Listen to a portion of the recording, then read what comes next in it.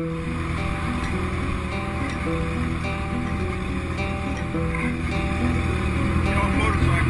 off the motorcycle! There's a dangerous new weapon on the streets. It's scaring police officers across the country. More and more people are carrying it as it becomes cheaper and more available every day. That weapon is the camera. Shut it off. I'm not shutting it off, officer. Well, you going to jail. Get off the motorcycle, state police. You keep filming me, I'm going to take it from you, understand? I'm not putting the camera down until you... You're rolling, bud. You're rolling. You hit me. You can't take pictures on federal property. And you need to... That's the law. Property is being protected. The laws surrounding public photography and the recording of police encounters are vague and complicated, subject to variance from one local jurisdiction to the next.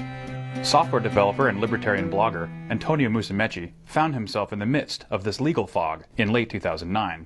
I had come across a story randomly about this fellow named Julian Heiklin, a 77 or 78-year-old at the time, who was doing jury nullification outreach in Manhattan, not far from where I work. Heiklin is a legal activist, known for passing out jury nullification literature outside of courthouses, and often getting arrested for doing so, in his particular style of passive resistance.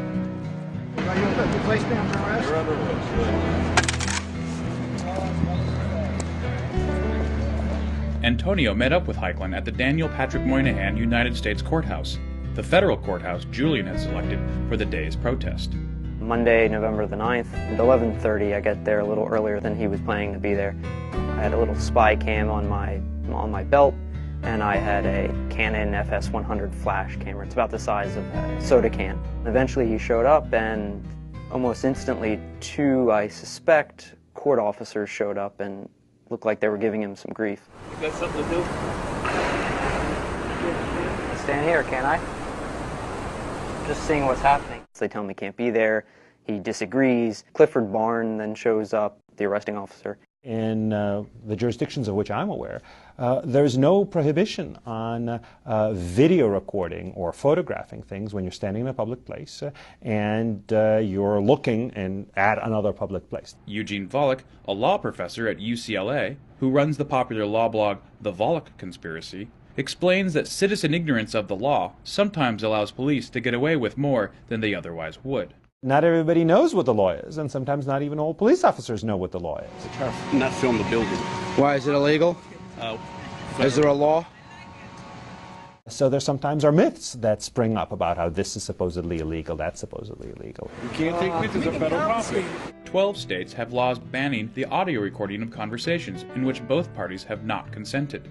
This is how many cases involving filmed police encounters are prosecuted. My civil liberties are being violated at this moment while you videotape.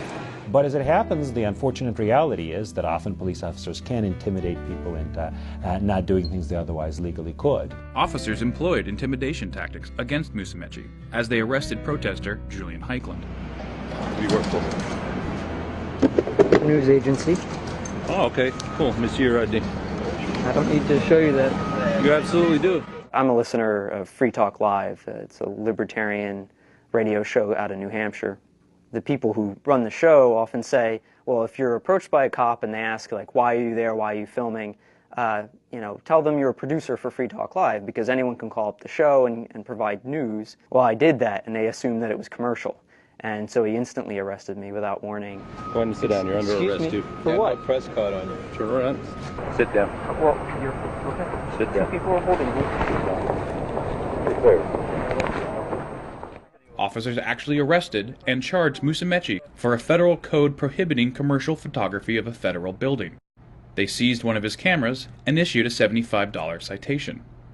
Musumeci brought the case to the NYCLU. We have long been involved with helping people who have been harassed by law enforcement officers while engaging in photography. Mr. Musumeci was at federal court and he had problems with federal officials.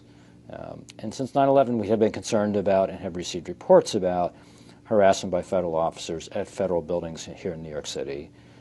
So this was an opportunity to pursue that. The NYCLU filed suit on Musumeci's behalf. The government almost immediately recognized that what they had done was improper, that the rule they were enforcing could not be enforced against photographers on public property outside of federal buildings.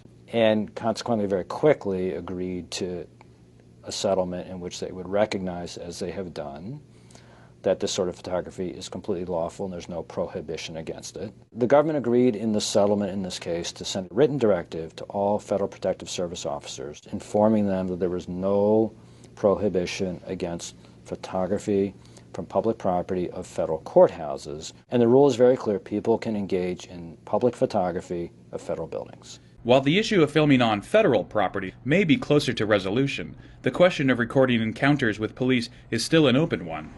Here's what photographers should keep in mind. It's legal to film federal buildings in public spaces. We got one coming for me. Know your local wiretapping laws before filming. Ask which ordinance is being enforced, if challenged by law enforcement. You live here? But unless federal courts make a ruling, the law will remain necessarily murky, explains Volokh. First Amendment applies to all states and to the federal government. But the Supreme Court has never made it quite clear what the rules are with regard to news gathering under the First Amendment. And in a new media world, where every blogger with a cell phone camera is a potential journalist, the umbrella of news gathering protection may need to be quite large. Turn that goddamn thing off and get out of here. Now, one could imagine a pretty aggressive view of news gathering rights, which is that if you're in a public place, if you're not trespassing on private property, you're entitled to gather information, because how can you effectively speak if you can't gather the information necessary for you to speak? A lot of these laws were written with an eye towards protecting privacy, even when they involve communications that really have little to do with privacy as we generally understand the term, as most of us understand the term. While the laws about recording encounters with public officials remain vague, Musumeci and many others will have to continue risking arrest to test the boundaries of free speech. And unfortunately, law enforcement officials have confused public photography with dissent or espionage or criminal activity, and that's just wrong. When you're talking about police officer interaction with citizens, by and large, there's a lot of benefit to having them be recorded and then be monitored. Most government action ends up being better done when it is done in public. You know the law, sir?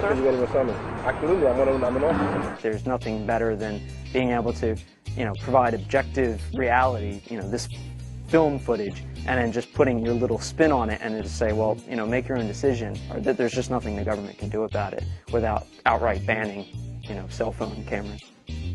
For Reason TV, I'm Hawk Jensen.